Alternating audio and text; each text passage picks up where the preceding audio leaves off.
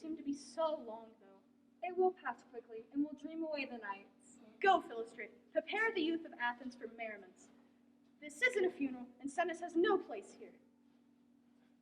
Hippolyta, I won you with sword and battle, but I will wed you in triumph and celebration.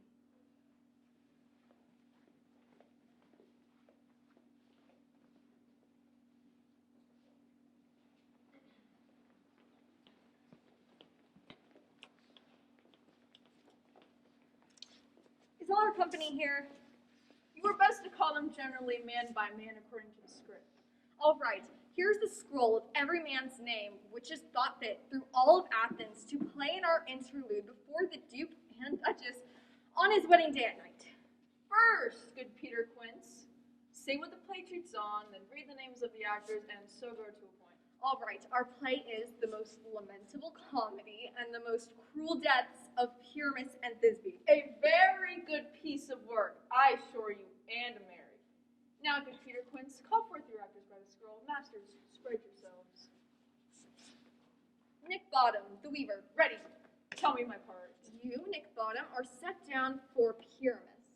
Who is Pyramus? A lover or tyrant? A lover, one that kills himself most gallant for love. That will ask for some tears in the true performing of it. Tell the audience to look to their eyes. I will make them cry up a storm. Read the names of the other actors out. Oh, but you should know I am also in the mood to play tyrant. I'm wonderful at ranting and raving.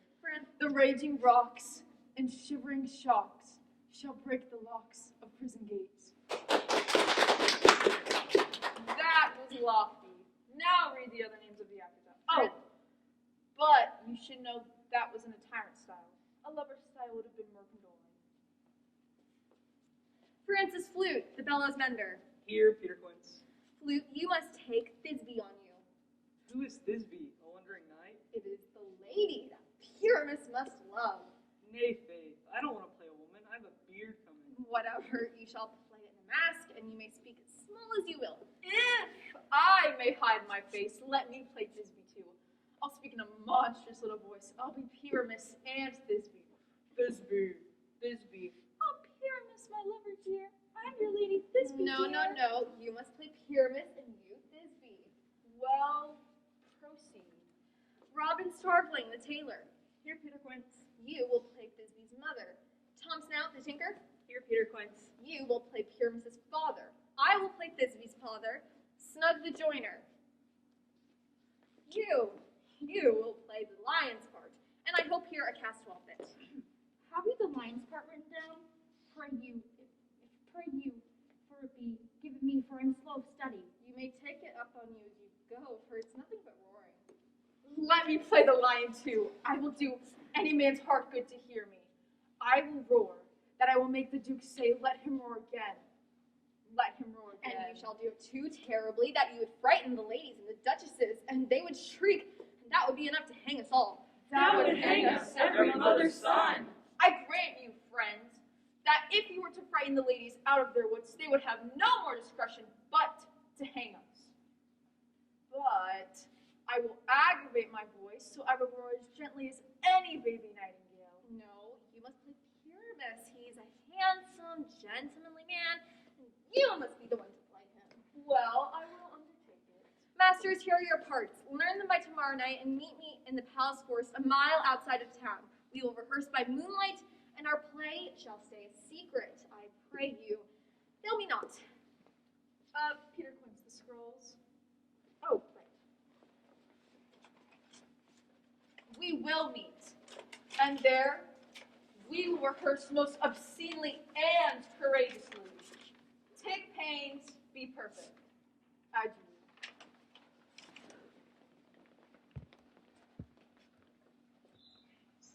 How now, spirit? Where do you wander? Over hill, over dale, I do wander everywhere, and I serve the fair queen, to do her orbs upon the grain. Farewell, foolish friend, and I'll be gone. Our queen and all her fairies come here anon.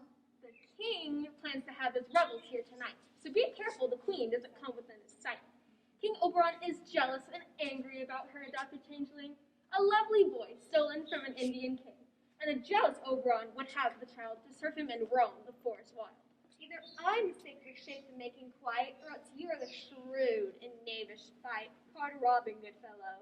Are you not he that frights the maidens of the villagery? Some call you hobgoblin or sweetheart. You do their work and they have good luck. Are you not he? Thou art right. I am that merry wanderer of the night. But, room fairy, here comes King Oberon. And here, my mistress, the Queen Titania. I wish the king would be gone. Ill met by moonlight, proud Titania. What? Are you jealous, Oberon? Fairies, let us leave. I have forsworn his company. Wait, woman, am I not your king? I would think so, but I know you're only here to see Apollo to marry because you care for her. You cannot be mad at me for caring for Apollo when I know how you feel about Theseus. Nothing but jealousy. Don't you see what our argument is doing to the human world? Grains are rotting. Fields are covered in mud. The air is filled with diseases. The seasons are all confused, and we are responsible for this. You amend it then. It lies in you. Why should Titania cross her Oberon? I do but beg a little changeling boy to be my henchman. Not for all of fairyland. His mother was a dear worshipper of mine, a dear friend. Died at his birth, and for her, I will raise him. How long within this wood do you intend to stay? Maybe till after Theseus' wedding day. Give me that boy, and I will go with thee. Not for your fairy kingdom. Fairies away. We shall get into a real fight if I no longer stay. Fine, go then. You'll pay for this insult. Gentle pup, come hither. Remember the time we watched Cupid's arrow fall? I remember. It fell upon a little western flower, and maidens call it love and idleness. The juice of it on sleeping eyelids laid will make man or woman fall madly in love with the next live creature that is seen. Fetch me this herb. I'll circle about the earth in 40 minutes. Having once this juice, I'll watch Titania when she is asleep, and drop the liquor of it in her eye, and then the next thing she wakes and looks upon, be it on lion, or bear, or wolf, or bull, on meddling monkey, or on busy ape, she shall pursue it with the soul of love, and ere I take this charm from off her sight, as I can take with it another herb, I'll make her render up her page to me. Pass you the flower there? Welcome, wanderers. Aye, there it is. I pray thee, give it to me. I know a bank where Titania sleeps sometimes for the night, resting in these flowers that dance in delight. And with the juice of this, I'll cover her eye, and when she awakes, who new love she'll spy.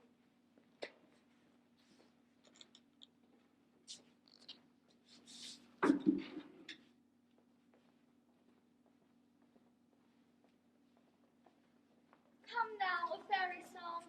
Sing me now asleep, and up to your post and let me rest.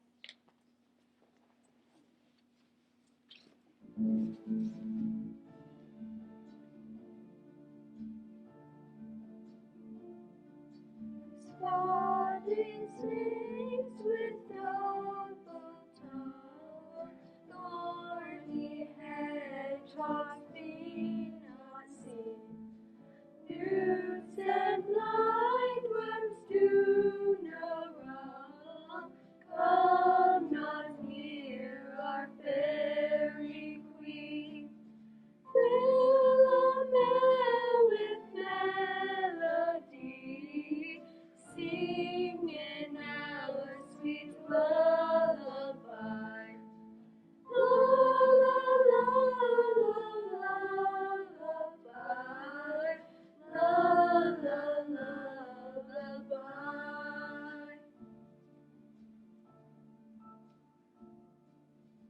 Never harm nor spell nor charm, come my lovely lady now. So good night with lullaby, weaving spiders come not here. Hence you long-legged spinners, hence, beetles black approach not near. Poor snail, do no offense, Lillamelle with melody. Hence away, now all is well. Shh, when stay guard and sentinel.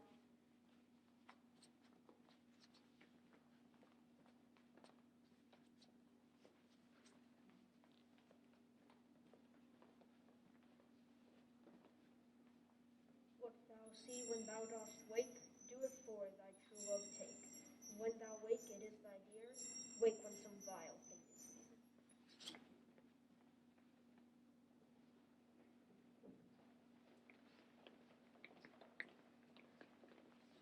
Are we all met? Here's a marvelous convenient place for our rehearsal. This green plot shall be our stage. This hawthorn brake can be our tiring house, and we will do it in action as we will do it before the Duke. Peter Quince, there are things in this comedy of Pyramus and Thisbe that will never please the Duke. First, Pyramus must draw a sword to kill himself, which will upset the ladies. Oh dear, that is a good point. I believe we must leave the killing out when all is done. Now, write me a prologue, and let the prologue say we will do no harm with our swords. Tell them that Pyramus isn't actually killed, and that I, Pyramus, am not Pyramus, but Bottom the Weaver. This will remove all their fear. Well, we will have such a prologue. Would not the ladies be afraid of the lion? I fear the lion. I promise you. Therefore, another prologue must tell he is not a lion. There indeed let him name, and tell them plainly that he is just Snug the Joiner. Well, it shall be so, but there are two hard things. First, how are we going to bring moonlight into the chamber? For, you know, Pyramus and Thisbe meet by moonlight. Does the moon shine that night we perform our play? A calendar, look in the almanac. Yes, it does shine that night. Why, then, you may leave a window open. Yes, or someone could come in with a lantern and tell the audience he comes to present moonshine.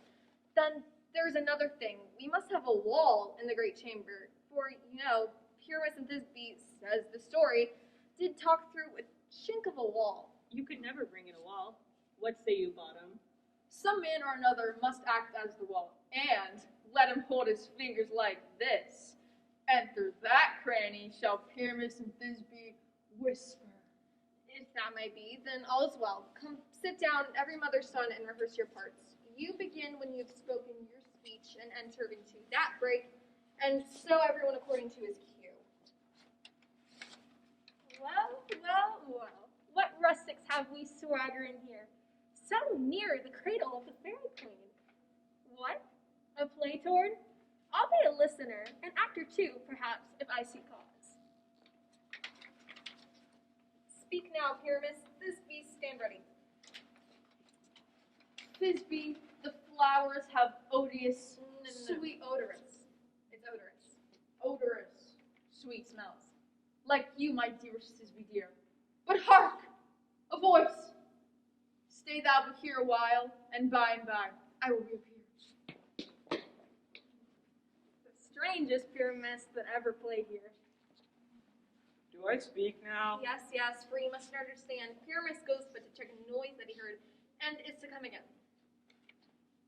Oh, beautiful Pyramus, with beautiful skin, almost lovely. as true as horse, that never seems to tire. I'll meet thee, Pyramus, at Ninny's tomb. Ninus tomb? Why, you're supposed to wait until Pyramus returns. Pyramus, you missed your cue. It is never seems to tire. Oh, as true as horse, that never seems to tire. If I were beautiful Thisbe, I'd be only Why do they run away? This is a joke to make me feel afraid. Oh, Bottom, thou art changed. What am I looking at? What do you see? Bless thee, Bottom, thou art translated. I see their game. This is to make a piece of me, to frighten me. But I will not leave this place. I will stand here, and I will sing. They will see that I am not afraid. Let it go. Let it go. What beautiful angel wakes with me from my sleep. Can't hold it back anymore. I pray thee, gentle mortal, sing again. Mine ears are much enamored of thy note, so is my eyes enthralled of thy shape. I am moved to swear that I love thee. Methinks, mistress, you should have little reason for that. And yet, to say the truth, reason and love keep little company nowadays. Thou art as wise as thou art beautiful. I don't think so. If I had enough wisdom to get out of these woods, that would be nice. Out of these woods you do not desire to go. You shall stay whether you want or no. I am a spirit of no common rate, The summer still doth upon my state, and I love thee. Therefore, go with me. I'll have the fairies to attend on thee. Peas blossom, cobweb, moth, and mustard seed. Ready? And I. And I. And I. Where shall we go? Be kind and courteous to this gentleman. Bow to him, elves, and treat him courtesy. Hail, mortal. Hail. Hail. Hail. Hail. Come wait upon him, lead him to my bower. Tie at my lover's tongue and bring him silently.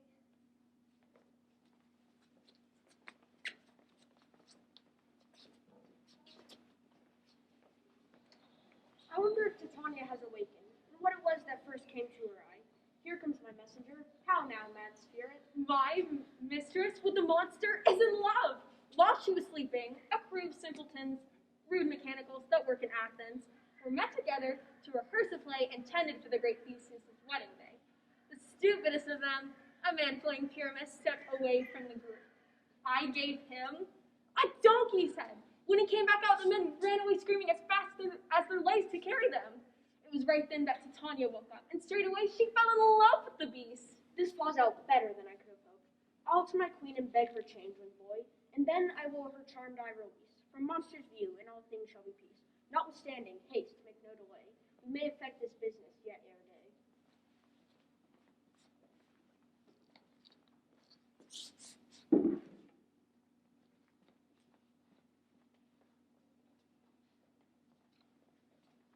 Come sit here in the flowers. Oh, how you have such beautiful large ears, my love. Where is Peace Blossom? Ready? Scratch my head, Peace Blossom. Where is Monsieur Cobweb? Ready? If, Monsieur, you could seek out a bee and bring me its honey, where is Mustard Seed? Ready? What is your will? Nothing but to help them to scratch. I must to the barber's, Monsieurs, for methinks I am marvelously hairy about the face. Would you like to listen to some music? Or perhaps would you like something to eat? Truly, I'd love a bundle of hay. There's nothing like good hay, sweet hay. For the moment, let none of your people bother me. I feel an urge to sleep. Sleep now, my love. Fairies away as always be. Oh, how I love thee. How I dote on thee.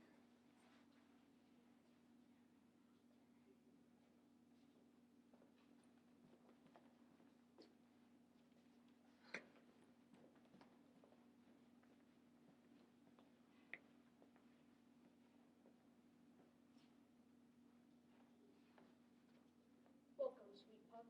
Do you see this sweet sight? In the woods I saw her and mocked her, and when I asked her for the changeling child, she gave him to me right away. I sent him on to fairyland, and now I will undo this hateful curse from her eyes.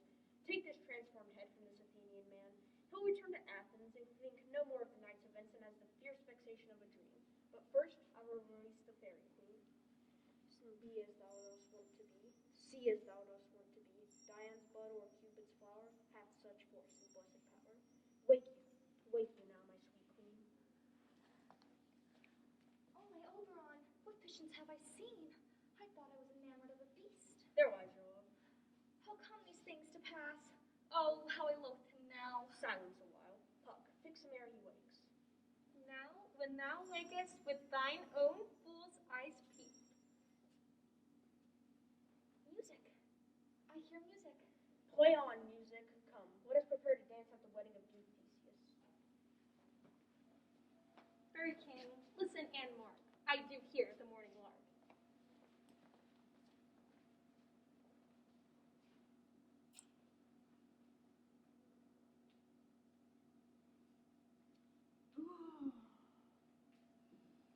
When it is my cue, call me. My cue is most fair Pyramus.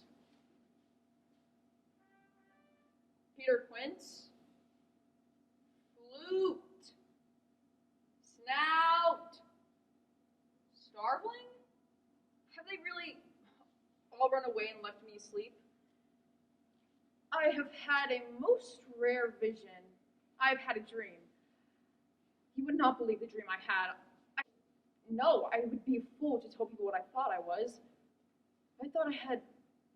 No one would believe it. I know. I will tell Peter Quince about this dream, and I will have him write a ballad about it. I will sing it for the Duke at the end of the play. Have you been to Bob's house? Has he come home yet? No one has heard from him. No doubt he's disappeared. If he does not show up, the play cannot go on, can it? No, it's impossible. There's not another man in all of Athens who could play Pyramus but he. He is the smartest craftsman in all of Athens. And the best of all men. Men, the Duke is coming from the temple. If we could have done our play, we would have been made men. Where are my Oh, lads? bottom of a most happy hour. Men, I could tell you of wonders, but don't ask me of what. I will not tell you. I swear as an Athenian. Oh, I'll tell you everything just as it Let's happened. hear it, Bottom. No, not a word.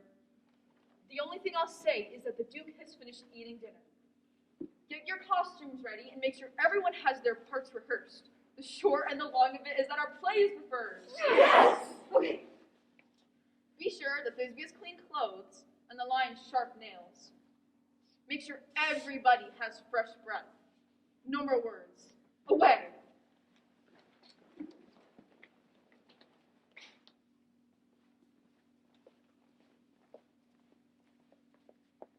Say, what entertainment do we have planned to while away these long hours after dinner? Where's our manager of mirth? What revels are prepared? Are there no plays to wear away these long hours? Call Philisters. Here, Theseus. Say, what entertainment do you have for this evening? What play, what music? Here's a script of the acts that are ready. Choose what your highness would see first. The battle with the Centaurs to be sung by an Athenian to the harp. Well, none of this. I've already told the story to Hippolyta. The riot of the Bacchanals who tear Orpheus to shreds in their rage. This is an old play. I saw it the last time I came home from Thebes. The 9 muses mourning the death of learning. This is a critical satire, not fitting for a wedding celebration. A tedious short scene of young Pyramus and his love Thisbe, very tragic comedy. Tragic comedy? Tedious and brief? How is this? The play is about 10 words long, so it's the shortest play I've ever seen. But at 10 words long, it's too long, which makes it tedious. There is not one well-written word or one actor worth watching. It is tragic as Pyramus kills himself. When I saw it rehearsed, it did bring tears to my eyes, but they were tears of laughter. Who are the players? Working men of Athens who have never labored their minds a day before now. They've exhausted their poor minds preparing this play for you. And we will hear it. No, my lord, no, this is not for you. I've seen the whole thing, and it is worthless, unless you can find their stretched acting and painful delivery entertaining. I will hear this play. Go, bring them in, and ladies, take your places. I do not like to see people looking pitiful when they are trying to do something good. You will see no such thing, my love. He says they cannot act. And we are being kind to thank them even when they are not good. We could be amused by their mistakes. Throughout my travels, I've been greeted by people who have written and rehearsed welcomes and speeches, but when they actually come to meet me, they stutter and end up not welcoming me at all. I can tell their intent just as much as someone who is eloquent. Sometimes a broken message can mean the most.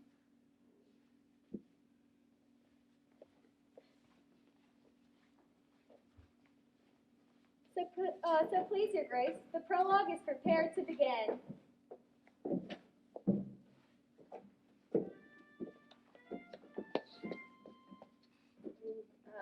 If perchance you wonder at this show, wait, no. If we offend, it is with goodwill that we come not to offend, but with good will to show our simple skill. That is the true beginning of our end. These masters at show and by at hand and by their show, you shall know all that you would like to know. This fellow does not really use punctuation. A good lesson, my lord. It is not enough to speak. You need to speak correctly. Indeed, he has performed this prologue like a child performs on a recorder. He can make noise, but it does not make any sense. His speech was a mess, unending and all disordered. Who's next? Ladies and gentlemen, if perchance you wonder at this show, this man plays Pyramus if you would know, this beautiful lady plays Thisbe, it is true, and this man plays the wall that the lovers talk through. This man with dog and lantern plays the moonlight. This grisly beast is the lion, which Thisbe meets at night. With bloody mouth does Thisbe's shawl stain that Pyramus finds and believes is slain. Whereat with bloody blameful blade, he bravely broached his boiling bloody chest. And Thisbe, returning from the mulberry shade, his dagger drew and died. I wonder if the lion will speak. No need to wonder, my lord. One lion may what so many beasts do.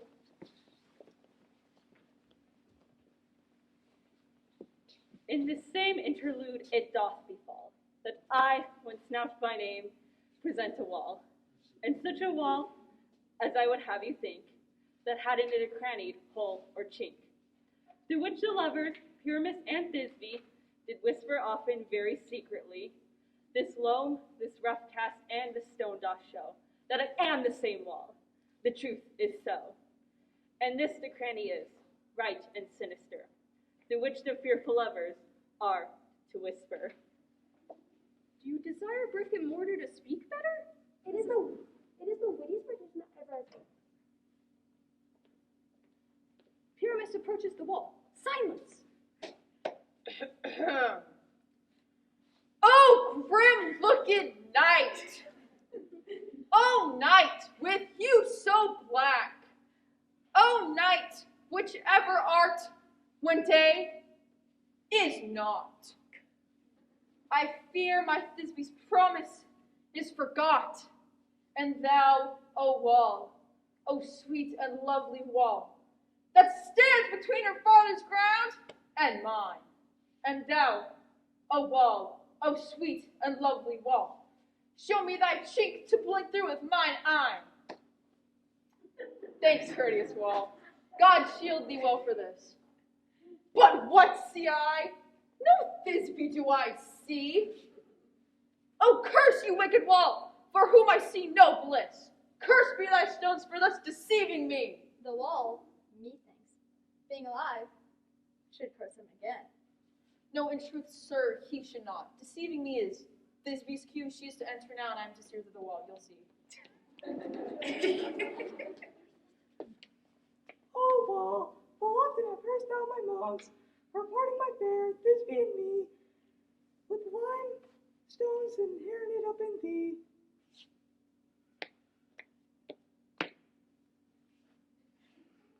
I look to the chink, and I can see my Thisbe's voice, and I can hear her face.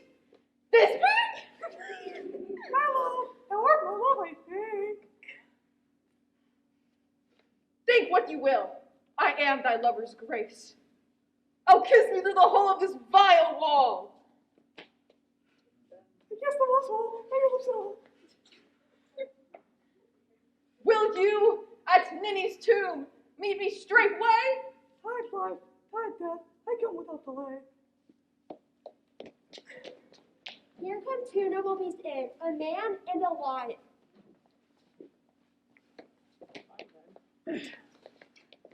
You, ladies, you, whose gentle hearts do fear, the smallest monstrous mouse that creeps on the floor, may now perchance both quake and tremble here. When lion rough and wildest rage doth roar, know that I, once snug the joiner, am not really a lion, but honestly just a man. For if I should as lion come in strife into this place, 'twere pity on my life. A very gentle beast. The very best at playing a beast, my lord, that I ever saw. It is fine, leave it to his discretion. Now let us hear from the moon. This lantern doth He present. should have worn horns on his head. Myself and the man in the moon do seem to Maybe be. his horns are invisible. This lantern doth the horn. This is the greatest error of all the rest. This lantern The man should be put inside the lantern. This lantern. I'm tired of this moon. I wish it would change. Proceed, Moon. All that I have to say is that I am the man in the moon. This lantern is the moon, this dog is my dog, and this thorn bush is my thorn bush. Continue.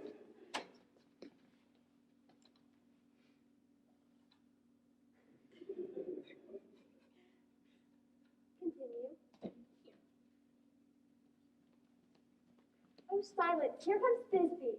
This is old Ninny's tomb. Where's my love? Well there, Lion. Well run, Thisbe. Well shown, Moon. Truly, the moon shines excellently. And so the lion vanished. And then came Pyramus. Sweet moon, I thank thee for thy sunny beams.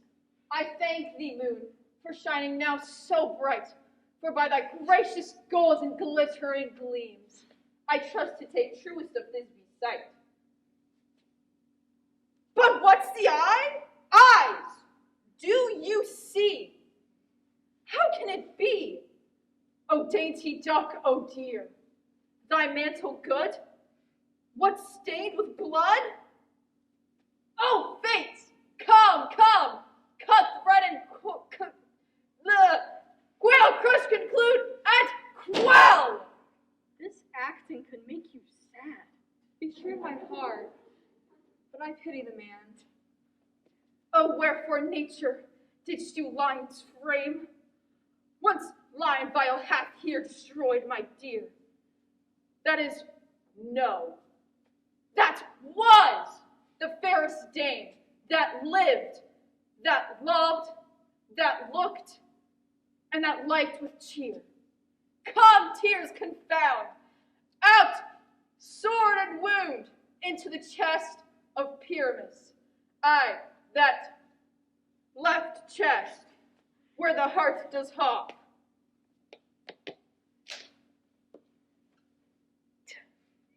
Now I am dead. Dead, dead, dead. Now I am fled. My soul is in the sky. Tongue, lose thy light. Moon, take thy flight.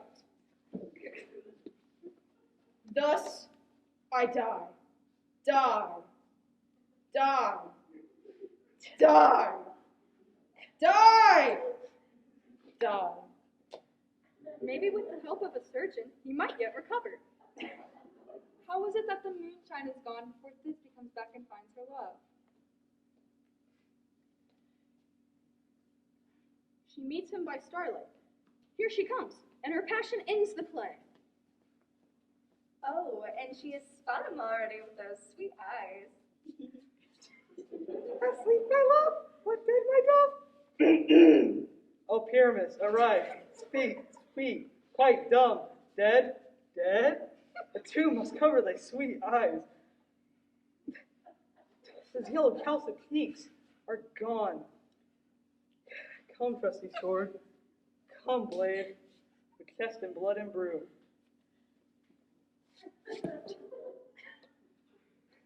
Farewell, my friends.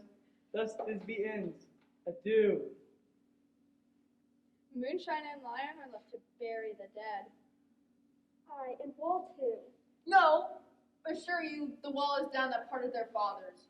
Would it please you to hear a song or maybe see a dance? No epilogue, for your play needs no excuse. The iron tongue of midnight has fled. Lovers to rest. It is almost fairy time.